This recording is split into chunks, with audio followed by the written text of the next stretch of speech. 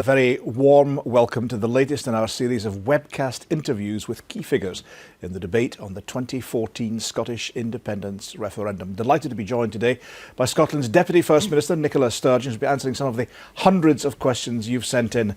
And I really mean hundreds, hundreds and hundreds and hundreds. Given that, I think I'll just get right to it if you don't mind, and go to some of the big ones right away. Andy Carmichael, Andy, thanks for your question. Andy asks, assuming the SNP win the vote and all goes fine as you're intending. He says he's an average person earning 25 to 30k a year, 30,000 a year.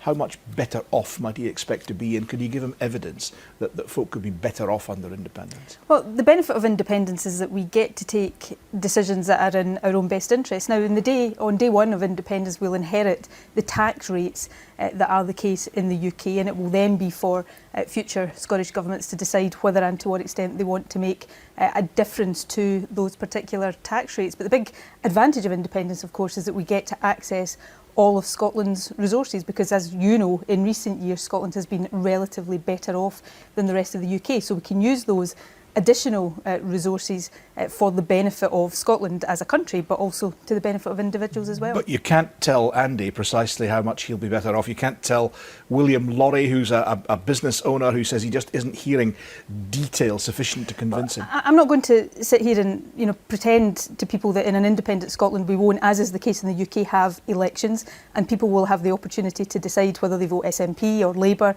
or Tory or Liberal Democrat on the basis of the specific and detailed manifestos that people put forward in those elections. And those manifestos, as is the case in the UK, as is in the case of in any democracy, will include proposals on tax rates, for example. But what we will have in Scotland is access to all of our own resources, rather than the situation right now where all of the taxes generated in Scotland go to London and London decides what proportion to give us back. And that's the basis on which we have an economic policy that gets our economy growing faster, creates more jobs, and I hope over time increases the standard of living of individuals within Scotland. But don't we hear contradictory messages from the yes side? We hear yourself, we hear Alex Salmond talking about cutting corporation tax by up to 3 pence in the pound, and yet at the same time we hear complete protection of welfare, indeed enhancing provisions for welfare and health and education. How do you square that circle? Well, right now Scotland spends a lower proportion of tax revenues, a lower proportion of our overall economy on things like social protection, which includes pensions and welfare spending. Also, if you look back over the past 5 years, we've been in relative surplus compared to the rest of the UK, to the tune of something like £12 billion. But it is only relative surplus. But nevertheless, if you like, we're in the red. The rest of the UK is in the scarlet. It does mean we are relatively better off, and would be relatively better off as an independent country than we are right now as part of the UK. So that those resources, as part of that relative surplus, would be resources available to a Scottish Government to do perhaps a number of things, to spend more, to pay down borrowing, to invest in capital infrastructure to get our economy growing, because what we want to do with economic powers is to have an economic policy that gets our economy growing faster. I understand why you say it's about having the power to do things, but folk want specifics. Jonathan O'Reilly from Wishaw, will taxes increase? How will tax credits be impacted? What about the annual cost of living increase that he gets as an NHS worker? Can you guarantee that these things will be protected? Right now, for example, if you take the point about the NHS, these decisions are already part of the responsibilities of the Scottish Government. I'm a former Health Secretary. It was part of the decision making I had to make every year as to what increases NHS workers got. So that won't change. These things are already under the responsibility of the Scottish Parliament. On things like universal credit, the change to the welfare system that the UK Government is currently planning, we've said already that there are particular changes we would want to make to that, to give women back their independence in the welfare system and to give them more incentives to work. So we'll continue to lay out. It's all about spending more. It's all going up. But the point I'm making, Scotland is relatively better off. I'm not criticising you not necessarily for that, but how do you fund that when we're already in the red? I'm part of a government that has balanced the books every single year we've been in government. And I've spent a lot of time over the years we've been in government hearing, not you, but opposition politicians saying you can't afford to get rid of prescription charges, you can't afford to freeze the council tax, you can't afford free tuition for students at university. The fact of the matter is we've made the hard choices that have allowed us to protect those policies while balancing Right. the books, and that's exactly the kind of responsible, prudent approach an independent government, if it was SNP, would take I understand. as well. I mean, some of the correspondents, some of those writing in will be disappointed because they want precise detail. I understand why, when you're talking several years ahead, it is difficult to give that level of precise detail. How about ideology? I mean, there's an ideology behind reducing corporation tax by 3%. It argues that that's a way to bring about growth. How about in personal income tax? Are you attracted by the argument of, for example, the Commonweal campaign, who say go for high benefits, go for high taxation, relatively high taxation? We wouldn't have reduced the 50 pence rate of tax, for example, because we believe in progressive tax. So last week you saw John Swinney introduce through legislation in the Scottish Parliament the replacement for stamp duty with, albeit not specific rates set out at the moment, but a very clear commitment to progressive taxation. So that progressive principle is very much at the heart. That means the rich paying more. It means people paying according to their means, those with the broadest shoulders contributing more to the overall good of society. I think most people in Scotland would agree with that higher general... tax bands at the top of the tree. The point I was going to make is it is not inevitable or necessary for Scotland to fund the current services we have in Scotland for tax rates to go up. For the point I was making earlier on, we're already paying for the services we have, and we're in relative surplus. But we do believe in a progressive approach to politics, and I think that's run through much of what we've done as a government within the devolved Parliament. How could you defend a 3 pence cut in corporation tax at a time of austerity and economic trouble? Well, because the point of cutting corporation tax, just to use that as one example, is to get the economy growing, to encourage more business growth, to create jobs. The modelling that's been done in that particular policy would say that over a number of years it would create 27,000 new jobs. So these are policies that are not ends in themselves. They are means to the end of a faster growing economy, because of course if you have that faster growing economy, then it better equips you to pay for the public services and the kind of society that we also want to have. Move on to the currency and the economic field. Stuart Brown, thanks for your question. Stuart asks, how can we have total independence when we're going to align our currency with the pound and be subject to Bank of England decisions on interest rates, etc.? Well, we're subject to those decisions right now. It makes sense for Scotland because of cross-border trade. It makes sense for the rest of the UK for stability, for us to remain within a currency union. But what we would gain with independence is the fiscal freedom and the fiscal flexibility to do some of the things we've already been tax and spend.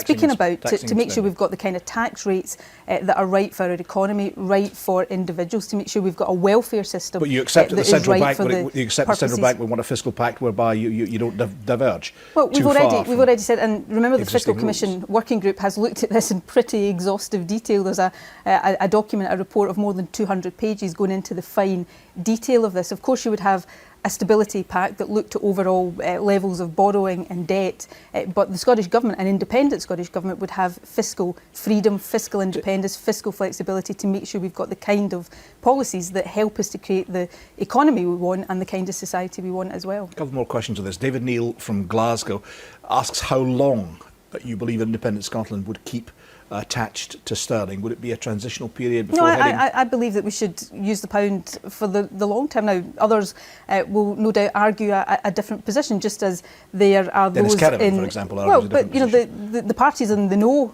side of Scotland. The parties on the no side of this debate don't all have exactly the same policy on currency. I'm here to give you my view and the view of the SNP and the Scottish Government. I believe that it's right for Scotland to use the pound. Way into the future. Yes, way into the future. I believe that's the case. 10 years. 20 years. Well, I don't want to change that position. I think that is the right position. I think it's the right position for the reasons I've already outlined. Incidentally, I also think it's a good and a sensible position for the rest of the UK as well, given the trade that comes from England over the border into Scotland, the massive contribution that our oil and gas exports, to name just one example, make to the UK balance of payments. So it's a common sense position, but it still means that Scotland has the important fiscal flexibility that we need to have policies that get our economy growing and create the kind of society, the much fairer society that I want to see Scotland have. You want a sterling zone, you want a fiscal pact that involves negotiation with the remainder of the UK. Callum Crichton wants to know, what if the remainder of the UK doesn't want to play ball? What if they don't want to enter a sterling zone? No. I know you'll say it's in their interest to do so, and I understand and appreciate that argument. What if they say, we're just not playing ball? What's the plan B? I'm not going to start to hypothecate on the basis of what would be a completely unreasonable and incredible position of a government of the rest of the UK. I've just set out reasons why being in a sterling zone would be clearly in the interests of Scotland, but would also overwhelmingly be in the interests of the rest of the UK. Now, the UK government, of course, wants people in Scotland to vote no, so it stands to reason that they're going to say all sorts of things will be terribly difficult, because they want to scare people, they want to influence people into the no camp. But the reality is, and common sense says this is a position, that it would be as much in the interest of the rest of the UK to have that common sense position as it would be in the interests of Scotland. And that, I think, is the reality. We've already said... You don't have a fallback, you don't have a plan B. We have the position that we think is right for Scotland, and it's, I think, the responsible position for us to take to argue what we think would be the right position for Scotland. Now, I've said we'll sit down with the Treasury or the Bank of England tomorrow and start to discuss, without prejudice to the result of the referendum, because people have to be free, of course, to argue their position, but we'll open these discussions with the UK government tomorrow. It's the UK government that doesn't want to do that, which perhaps suggests that they know the position we're putting forward is perfectly reasonable. On pensions, Dr S.J. Bowie from Shetland says, can you guarantee that his public sector doctor's pension will be as much as it's supposed to be? Can you protect pensions, in short? Yes, I mean, I go back to a similar point that I made about NHS pay earlier on. The administration of some of the big public sector pension schemes is already under the responsibility of the Scottish Government, now to varying degrees and to varying extents, but we have a Scottish Public Pensions Agency that administers these pension schemes. So yes, I can you protect the value? Terry Yes. Maguire, a retired Army Major, can you protect the index linking, annual increase? I mean, we've gone further. I mean, if you look at state pensions here, we've gone further than the UK government in saying not only will we commit to what's called the triple lock for the uprating of the current basic state pension, we'll also commit to the new single tier pension, which is introduced from 2016. So we've given that commitment, which interestingly is a commitment that the UK government hasn't yet given. But if you can give these precise commitments on, and these are really precise commitments on spending, why can you not give guarantees on the level of taxation, the level of the fiscal advance that would be required? Because decisions, if Scotland votes yes to independence in September 2014, then there'll be a process and a period of negotiation. We said Scotland would become independent in March 2016. The election to the first independent parliament would be in May 2016. Now, it's right that any government in any country, anywhere in the world, takes decisions on tax rates, for example, when they know what the prevailing circumstances are at that time. That's different from saying to a pensioner here and now that your pension will continue to be uprated by the triple lock. It's different because that is good news and the tax can be bad news. Well, no, I don't think tax would be the good news, bad but none of news. the bad news. I've already explained the relative surplus Scotland has got. There is no need for taxes to go up in Scotland. It will be for future Scottish governments to decide exactly what the tax rates will be, and I hope ensure into the future that we have a fair and progressive system of taxation. Arwyn Connolly-Brown on welfare more generally wants to know if an independent Scotland could support itself, what social services, if any, would have to be cut? Well, again, I don't want to sound as if I'm just saying that nothing in an independent Scotland will change, because the point of independence is for independent Scottish governments to be able to take the decisions that they think are right. But Scotland more than pays her way right now. So, we're not subsidised. We don't get an easy ride. We don't get anything for nothing from the UK government. All of the services that are currently provided in Scotland, whether they are devolved services currently under the responsibility of the Scottish Parliament, or whether they're services reserved provided by the UK government, they're paid out of our taxes. In an independent Scotland, those taxes would simply no longer go to London. They would stay in Scotland to fund those services, and we know that overall public spending in Scotland makes up a smaller proportion of our GDP than is the case across the UK. That's also true of welfare spending. So these things are more affordable for Scotland if we become independent with access to our own resources. You've said, for example, you would scrap the so-called bedroom tax, the withdrawal of subsidy for those with extra accommodation. How on earth could that be afforded? Well, because I've already said welfare spending is more affordable in Scotland right now. So we're making very specific commitments that we believe are affordable. Now, the bedroom tax doesn't save money. What it does is transfer a financial burden from the DWP, to local authorities and to housing associations. I was listening to BBC Good Morning Scotland this morning that had a piece on this very topic about the increase in rent arrears. So the burden is not being taken away, it's simply been transferred from the DWP to housing associations and local authorities in Scotland. On that very it's topic, also unfair and iniquitous. On that very topic, why don't you, as the Scottish Government, compensate local authorities for the additional sum that they're facing and just take away the sting of you say you hate the bedroom tax. Why don't you just sort it? We're operating right now within a fixed budget, a declining fixed budget, because we don't have access to all of our own resources. If we were to do that, then we would have to, within that fixed budget, take that money from other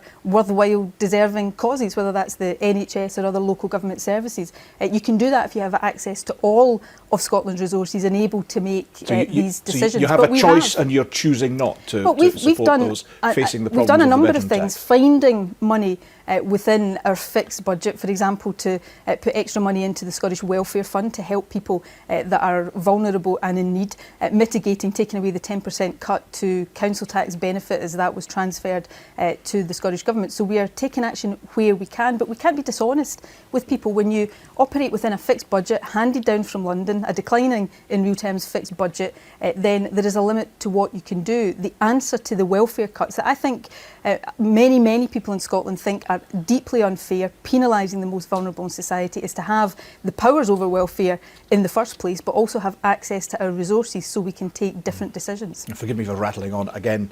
Thanks to the readers and viewers and listeners, hundreds and hundreds of questions. I move on from the broad sense of the economy to defence. Stephen Bannerman from Largs, how many jobs will be lost when nuclear submarines leave the Clyde? Well, we want rid of nuclear weapons from the Clyde. I don't think that's any secret to anybody. What we don't want rid of is Faslane. We want Faslane to be the Joint Forces headquarters, a naval facility in Scotland, and the issue of job losses in terms of defence job losses is a bit rich at the moment, of course, since we've seen the number of military and civilian personnel reduced by something like a third in Scotland since the year 2000. I think it was only last week or the week before when the MOD issued its latest round of redundancy notices. So being independent gives Scotland the ability to have the armed forces that are right for our purposes, conventional armed forces, and it's not about job losses, it's about protecting the position of our armed forces in Scotland. How long might it take for Trident to be removed from Faslane? What would be the transitional period? Well, we want that to be done as quickly as possible, but as quickly as is safely possible. Now, you've seen organisations like CND, some other experts, I think, say that could be done pretty quickly, and we want it to be done as quickly. Give me an idea pretty quickly. Well, I think CND said it could be done in a matter of months, a couple of years at most. So that we want it to be done as quickly as possible. We're not going to be irresponsible. Safety is absolutely paramount. But again, these are matters we are happy to discuss right now with the UK government in order that we can give people clarity around that as quickly as possible. Could that be a helpful negotiating counter for you with the UK government on other issues such as Trident is not a negotiating chip I don't mean that you would keep it there. A negotiating counter regarding how long the transition period is. We want Trident out of Scotland as quickly as is safely possible. We're not interested in negotiating with nuclear weapons. We take a principled position on the issue of nuclear weapons. We live in an age where people think sometimes very cynically about politicians and that politicians are not principled enough. This is a very important point of principle for the SNP. We don't think weapons of mass destruction should be in Scotland. We don't agree with nuclear weapons. And you wouldn't use it as a lever to extract concessions on other absolutely matters? Clearly, it's not a bargaining chip. We want to see Trident removed from Scotland as quickly as is safely possible, and I would emphasise the safety part of that answer. But it could be a couple of years. William Reid asks, where would Trident, you're talking about the Scotland's Naval Defence Force being based at Faslane. For those 2 years, William Reid asks, where does that Naval Defence Force go when Faslane is in place, with Trident is in place at Faslane? Well, we'd start the transition to that, as soon as we were independent. We'll shortly, over the next couple of months, lay out in the run-up to our white paper a comprehensive defence policy that will look not just at the kind of defence forces we would aspire to have. But you see the point, if Faslane's all filled up with Trident, where do you put the Scottish Naval Defence Force? Well, we would continue to do that at Faslane as well as have Trident there while we were in the process of negotiating the removal of Trident. What I'm saying to you is... You're sure there's room for both? What I'm saying to you is we will set out in the comprehensive defence paper that I'm talking about, in the lead up to the white paper, exactly, not just the defence forces we aspire to have in Scotland, how they would meet the foreign policy objectives of an independent Scotland, but the transitional moves we would take in order to get there. Just finally on defence, you mentioned the issue of defence jobs. John Mully says, this is his point, he says, I do not think, that's him saying this, for one moment BAE will carry on building complex Royal Navy ships on the Clyde or at Rosyth if there's an independent Scotland. Well, I used to represent Govan Shipyard before the Boundary Commission took it out of my constituency. Govan Shipyard and its neighbour across the River Clyde at Scotstoun win these contracts on merit because they're the best in the country within the UK, at what they do. But you know, we're moving towards an era of more and more European-wide defence procurement. The MOD leases ships from Norway, I think. You've seen the MOD in recent times give a MOD contract for MOD vessels to South Korea. But this is just hope. You can't possibly guarantee unless this, can you? Unless you have a UK government that wants to take a punitive approach to Scotland, cutting off its own nose to spite its face in the process, then there's no reason at all why these shipyards wouldn't continue to do the job that they do. But of course, Scottish Armed Forces in the future would have procurement needs of their own. But let's not forget that our shipyards win these contracts, not because anybody does them a favour, they win these contracts on merit. Okay, let me turn you to the European Union. Tom Cleland asks, why did you tell the European and External Affairs Committee of the Scottish Parliament in December 2007 that Scotland would automatically be a member of the European Union upon independence? Well, Scotland will be a continuing member of the European Union. The point we're making is there will be no gap in Scotland's membership of the European Union. Scotland votes, as I hope it will, for independence in September next year. There will be a period of negotiation up to March 2016 with the UK government, and in parallel to that we will negotiate with the European Union about the terms you've dumped the of automatic, our you've dumped the description of it being automatic. The point I'm making is there's no gap in Scotland's membership. The risk to Scotland's membership of the European Union right now, and let's be very, very frank about this, doesn't come from independence. It comes from the UK government, where there is an increasing clamour to take the UK out of Europe, and if Scotland remains part of the UK, presumably we get taken out on its coattails. Negotiations with our UK, parallel negotiations with the European Union, you accept that there would have to be a vote among the European Union member states as to whether Scotland's continuing membership, as you put it, is sustained? We accept the position of other member states, but you know, I don't accept... There would have to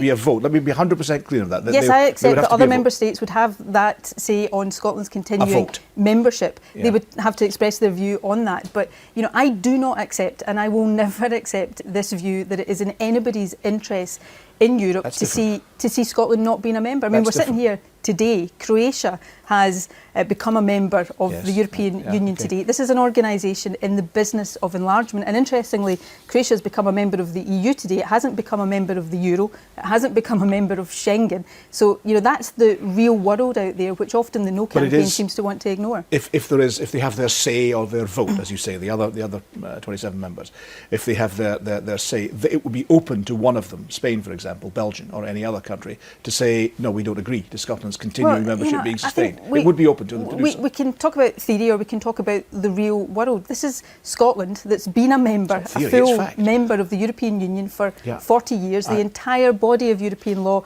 applies to Scotland. It is in the interest of others. You accept that they could vote against it? I don't think that is likely to happen in the real world. That's not the point. You accept that they could? You know, we're talking to Scotland here that is oil-rich, gas-rich, fishing-rich. Scotland brings a considerable amount to the European table, and I think it just beggars belief to say that any member of the European Union or the European Union as an institution wouldn't want Scotland to continue to be member. The risk to Scotland's membership of the European Union right now is not independence, it's the current stance of the current UK government. Just a quick one here on a question. We've got many questions on this franchise.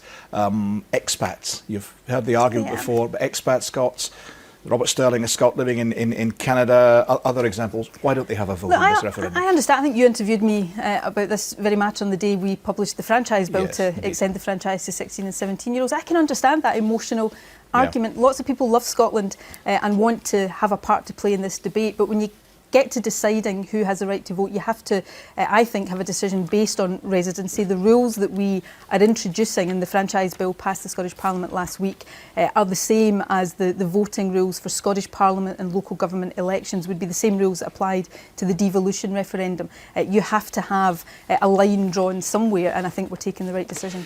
A couple of final questions. Sorry, we're running out of time. So many questions and really wonderful questions as well. A whole pile of questions on what happens, either post a yes vote or post a no vote. Post a yes vote is how quickly does it happen? What's the answer on that? Well, we've said Scotland would become independent in March 2016. Interestingly, the legal expert that the UK government got to do its first paper on independence said in an interview that the timescale the Scottish government was laying down seemed realistic. And post a no vote. I know you don't want to speculate on that possibility, but we've just had fun with the yes vote. Post a no vote. I think Alex Salmond has said before, it would be a generational question. If you lose, is that it for 25 years? I think we're not going to. It's a bit like the devolution referendums. When we lost, I was too young to remember it at the time, but the 1979 you can referendum. Go off people, I was almost too young to remember it. It took a long number of years for us to have another one. I think it will be the same for independence. This is Scotland's big opportunity, a big opportunity to say, like 150 countries or so that have become independent since the Second World War. We're going to stand on our own 2 feet. We're going to take the powers to determine the kind of country, the kind of society we want to be the best of friends with our neighbours across the UK, but be responsible and accountable. Make sure we always get the governments we vote for, rather than the case just now where we've got a Tory government we didn't vote for. And you wouldn't come back, as some suspect, year after year. This is a generational question. You're a close observer of constitutional politics, but governments can't bind their successors. No. So I'm giving you my view. It's the same view as you've just quoted Alex Salmond has given. 25 years. This is a generational thing. That's why it's such a massive, fantastic opportunity for Scotland that I hope we seize with both hands. A couple of questions, really good ones. Keith Turner, please clarify what independence will allow Scotland to do that it cannot do now. Well, we've talked about a number of these things already. Get rid of Trident, make sure we've got a welfare system that helps people into work but that is fair and doesn't penalise the most vulnerable in our society. Have access to our own resources rather than just getting access to a proportion of our own resources. I read a piece in the Financial Times this morning about the debate in Norway just now is about the fact that their oil fund has got so big that they're thinking of splitting it into 2. If only Scotland was in that position, we'd be able to make decisions about our vast resources to benefit not just this generation but future generations. And finally, we'd never be in the position that we've been in for, I think, more than half of my life, where we've ended up with a government at Westminster that a majority of people in Scotland didn't vote for. And loads of questions, Nicola, on the Yes Scotland campaign, how you think, give you an example. Thomas Watson asking, what's the game changer that you use to persuade people to vote to leave the UK? Underpinning a lot of these questions, a suggestion that you're behind at the moment in the polls, behind in the contest to win Scottish public support. Do you accept that, first of all? Well, what the polls are. Yeah, I don't think we're as far behind as some of the polls would say. That's just a feeling I've got from speaking to a lot of people round but you accept and you're about. Behind. Yes. But I remember in, I think, January 2011 being 15 or 20 points behind Labour in the opinion polls, and then the SNP winning a majority in the May election. So to Thomas Watson, what's the game changer that closes that gap? We've got to persuade people that having the powers of independence are what we need to create the better Scotland that I think a majority of people want to see. I think the No campaign is starting to become ridiculous. I think scare campaigns always become ridiculous. We've seen some scare stories over this weekend about mobile phone charges that even their own side are calling silly. So the positive campaign, focusing on what Scotland can do if we have those powers of independence against the negative, nothing to offer campaign of the No side, I believe is what will win the day. Isn't it reasonable for them for the other side to accumulate a series of doubts and anxieties and concerns about the proposition? They're not putting forward independence. You're putting forward. I have no difficulty with questions. What I have a difficulty with is distortions of the truth. In case people watching this don't know the example I'm talking about, this idea that if we were independent then people would face higher mobile phone roaming charges when they visited England, that being put forward in the full knowledge that the European Union has already decided to get rid of roaming charges. Indeed, they're being reduced. Are you saying your opponents are lying? Very day. Well, I don't think they're being entirely honest on that particular issue. So let's have a robust debate. Let's have searching questions on both sides. And from the No camp, let's hear a bit of honesty about what it means for Scotland if people vote no. I think it does make it more likely we'll be out of Europe, we'll be facing further austerity, we'll have the prospect of governments in the future as we've had in the past that we didn't vote for. So let's have some frankness on both sides, a good, robust debate, but let's focus it on the positive about Scotland's future. And if that happens, I believe everybody will enjoy the debate and will get the right outcome. Final question from John, doesn't give his second name, but John, he says, in favour of independence, sometimes he fears his heart is ruling his head. Are you and your boss, I think he means Alex Salmond, are you and your boss prepared to bet your houses and your pensions? I think my boss already has, actually. I think he did an interview where he did. I believe, unlike my boss, I'm not a betting person, but I believe passionately that A, independence is right for Scotland, and B, that Scotland will vote for independence. When we make that case over the next year and a bit, I believe we'll win the day, and I'll be doing everything in my power to make sure that's the case. Nicola Sturgeon, thank you very much indeed for joining me, and thanks to you all for watching. Thanks for joining us. Now, if you want more on the independence debate, and of course you always want more, including background analysis, the latest developments in the story, please go to the BBC Scotland News website and do a little click on Scotland's future. From me, Brian Taylor, toodaloo the new.